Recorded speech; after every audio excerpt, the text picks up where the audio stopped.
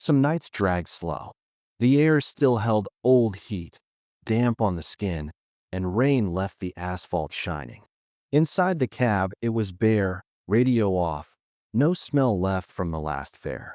Just me, the tires humming, and the lights stretching across wet pavement. Then I heard it, a cough from the back. Not loud, more like someone trying not to bother anyone.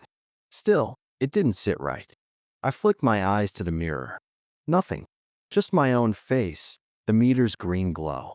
The seat was empty, empty enough I'd bet on it. The light ahead went red. I stopped, watching glass fog faint at the edges. Still no shape, no shadow. I'd seen all sorts in my back seat. Drunks who passed out without a word. People sneaking in while I was outside the cab. Once, a guy who climbed through the other door just to dodge someone on the street. But this was nothing to see, and something I could hear. I tapped the brake once, checking myself more than the car. The street was empty. No buses, no people, just the fan blowing and a siren far off by the river. My hand went to the radio, caught static, then left it alone. Green light. I rolled on. Pavement threw ribbons of gold under the tires. I glanced at the mirror again. Still empty. Then came a smell, stale smoke, the kind that hangs in old coats. I don't smoke, and none of my riders lately had either. I tightened on the wheel, turned left on Allen, slow through Delancey, telling myself the cough had come from outside. A window cracked, someone on the sidewalk. But the windows were sealed, and my gut wasn't buying it. Half a block later, a voice. Low, even, right behind me. Kent Avenue, through the Williamsburg Bridge. I didn't turn, just nodded once, eyes forward. Could have been a man, could have been a woman. It carried no edge, no warmth, like it had been sanded smooth. The bridge loomed near empty, steel ribs lit faint in sodium haze. The grating thrummed under the tires, vibration running up the column and into my hands. Out the side mirror, the city behind broke into strips between guardrail posts. The presence pressed close now, not ghostly, just the way you feel when someone's measuring your breath. Left at the end, the voice said, Williamsburg slept behind its warehouses. Brick walls sucked in the streetlight, windows up high glowing faint yellow squares. Two men smoked near a loading dock, faces orange in the haze. The voice gave clipped commands, straight. Long pause. Right.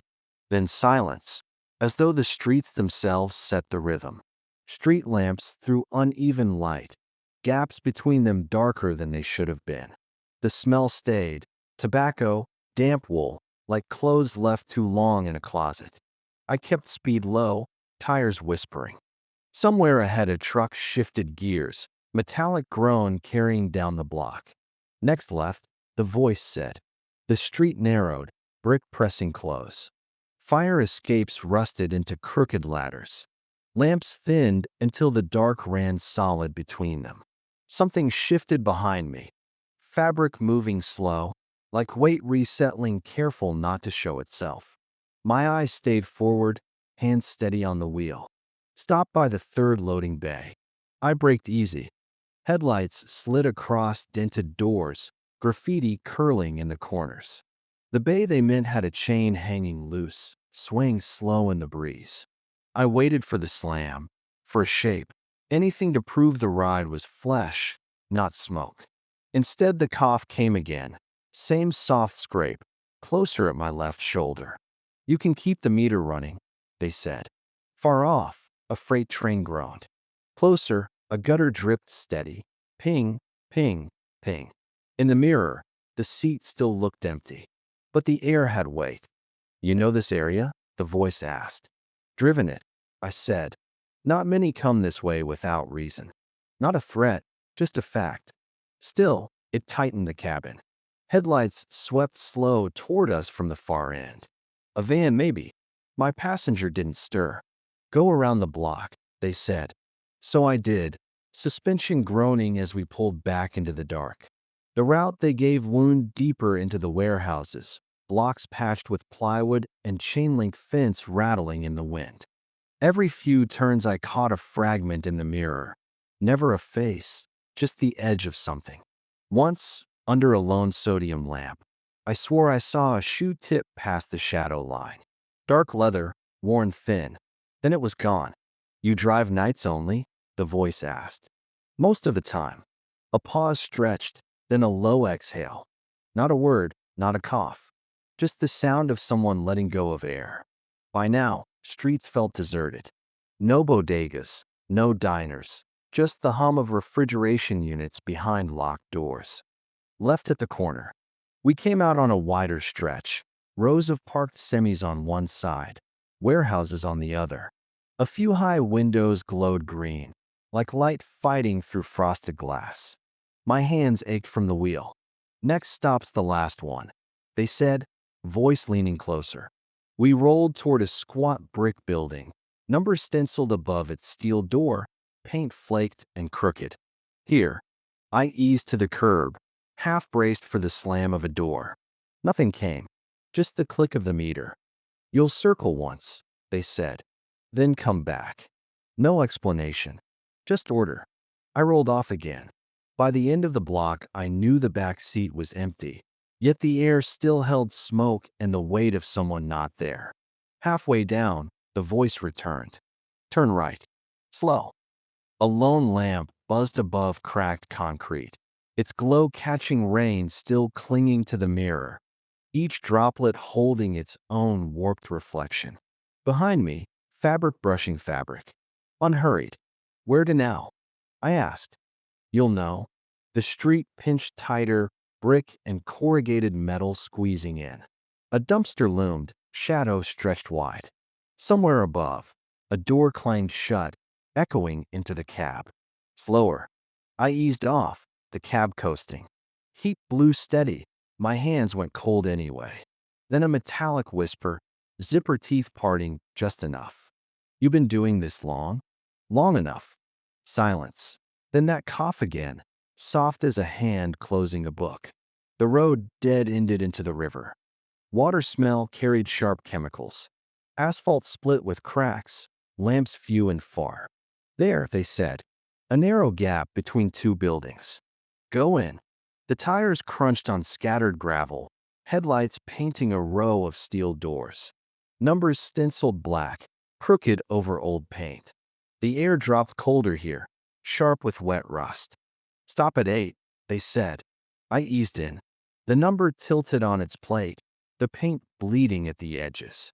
Silence filled the cab, except for the idle hum and water dripping steady somewhere unseen. "Wait here." No slam, no footsteps. Just the faint depression of fabric, like someone had shifted their weight. "You ever wonder," the voice asked, quiet, "how many people sit here without you seeing them?" I didn't answer. The way it hung in the air made the street outside feel farther than it was. Breathing followed, steady, unhurried, almost syncing with the click of the meter. Then an engine rumbled closer, headlights sweeping the walls. A dark van slid by without slowing. My fare didn't stir. "Drive," they said. I pulled out, suspension groaning. Smoke thickened, mixing with cold air. "Left. We're close now." I didn't ask to what. A sudden thump came from the trunk. Small, sharp, like something shifting. We hadn't turned. My grip stayed locked on the wheel. We rolled beneath a lamp. Its orange light skimmed the hood, windshield, then died into shadow. The city's noise was thin here, almost gone. Right. The street opened into an old lot. Cracked asphalt, weeds sprouting through. A chain-link fence lined the side, barbed wire slumping above. Beyond, the East River glinted faint strips between metal links. "Stop here." Air through the vents turned colder, damp iron in the smell. The seat behind me seemed to press closer, smoke thickening like someone leaned over my shoulder. "Lights off," they said. I killed the lights. Darkness took the cab, only the meter's green digits burning. Then, the cough again. Close. Too close. My eyes adjusted, and for a moment I caught the outline of a shoulder, faint against the deeper dark. Fabric didn't move, but I knew. "You see it now," the voice said. Tone flat, like they were checking a box. A horn bled thin from far away, then vanished. "You're gonna pull up to that brick building by the corner," they said. "Slow. Don't stop unless I say." So I shifted into gear. Tires crunched, but nosing toward a steel door ringed with rust. Faded signs scraped down to bare brick. "Closer," they whispered. I inched up. Then silence. The silence stretched. I kept my hands on the wheel, waiting. Nothing came. "You can go now," they said at last. Softer, maybe tired. I pulled away, the seat in the mirror dark as ever, but the air clung with smoke and weight. We slid down a narrower street, one bulb burning over a doorway, haze drifting through its cone of light. It skimmed the cab roof and was gone. "Next corner," they said. That cough came again, faint. Then the seatbelt retracted, clicking back into place. We coasted toward a slow cycling light, green washing across wet pavement. I didn't look back. "Straight," the voice said. Storefronts slid by, facades blank, security lamps cutting pale circles. Mist rose off the river, wrapping the street in quiet. Almost there. The smoke pressed thicker now, laced with damp wool, as if a coat had carried rain in hours ago. Headlights flared in the mirror, far off, then vanished when we turned left. The street we took barely lit at all, our beams bouncing off corrugated gates. "Stop by the green dumpster." I did. Rust flecked off its lid, the stink of garbage muted by cold. We sat. From inside came a faint scrabble. "Rat, maybe." Stopped as soon as it started. "You'll turn around now?" I eased the wheel into a 3-point, tires whispering. Straightened out. "See that building with the single light?" I saw it. Narrow brick, one window lit high on the second floor. "That's where you dropped me." I pulled up. Engine idling. Nothing moved in the mirror. "You can settle the fare." I clicked the meter off. Numbers froze. A pause stretched, long enough for a train horn to echo upriver, for a fire escape to drip steady on the metal below. "Thank you," the voice said. The suspension sighed as the weight lifted. I turned slow. The seat was empty. The seat showed one crease, like someone had leaned there. In the corner lay a folded handkerchief, blue and white checks, frayed edges. Damp when I touched it, with a faint ash smell. No door sound. No footsteps. Just the shadow of the street lamp swaying across the hood. I sat longer than I should have, meter off, silence still ticking in my head. The lit window above the brick building never stirred. I placed the handkerchief on the passenger seat, shifted into drive, and rolled on. The Williamsburg's cables lifted from the mist ahead, steel ribs glowing faint orange. Tires rumbled the grating, shaking through the floor. By Manhattan, the smoke had thinned. Just cold air in the vents again. Some rides end clean. Others leave a trace. This one managed both. I parked in the East Village, pavement damp, kids in hoodies arguing as they passed.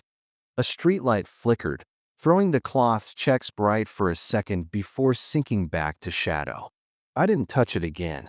Radio found a slow blues line, bass low and steady, heavy enough to fill the space between me and that square of cloth. The night wasn't done. The meter was down, but the streets carried a restless current. People slipping between bars, steam lifting from grates. And in that current, I thought of another ride. Not who she was, just how she sat, straight-backed, eyes fixed on something outside. Green lights crossed her face now and then, and she didn't move. That's for next time. If you're still riding with me, hit subscribe, stay in the cab. The next story's already waiting.